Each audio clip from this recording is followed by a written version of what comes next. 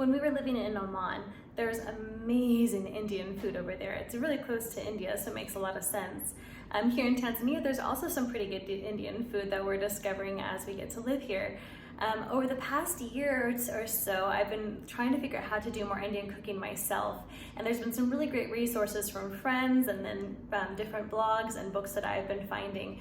Here's my little take on some of the recipes that I've found and ones that we really enjoy. This first one will be Chana Masala, which is one of the best quick and easy weekday meals I can think of. First thing, I'm going to take about half of an onion and chop it up into little diced pieces.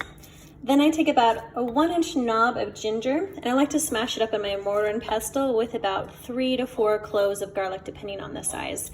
I like to mash it up just because I feel like the flavors get released a lot more, and it helps to kind of make sure that it gets throughout the sauce that I'm making better. All right, into my heated pan with a bit of oil. I'm just going to saute it up until it's starting to change color a bit. And then I found, as I've been studying a little bit more of Indian cooking, that when you put in the spices is extremely important. So if they need to be cooked a bit more so that they can blend with the other flavors, it changes the way the entire dish tastes. It's really kind of cool. So I think what I'm going to do is add my spices in just a moment. All right, so I'm putting in half of a teaspoon of some turmeric. I'm going to put in 1 teaspoon of some cumin. And then I'm going to put in about 2 teaspoons of some garam masala.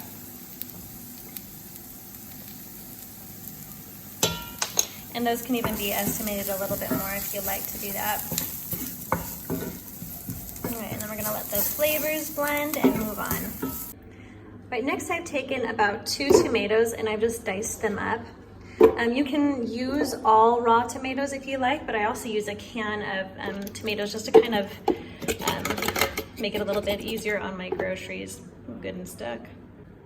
All right, once I've got all my tomatoes in my blender, I can add in about a handful of chickpeas if you like, just to kind of make the sauce thicker, or sometimes I just don't alt at all and I just leave all the chickpeas whole. And then we're gonna stick them on our blender and we'll blend it up.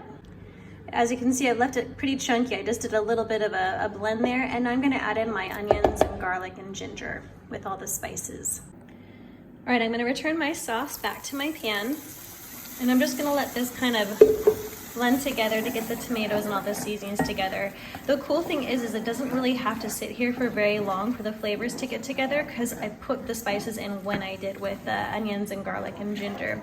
So we'll just let this kind of sit for a little bit, and then once everything comes up to temperature, I'm just gonna add in my chickpeas and let it simmer for a few minutes.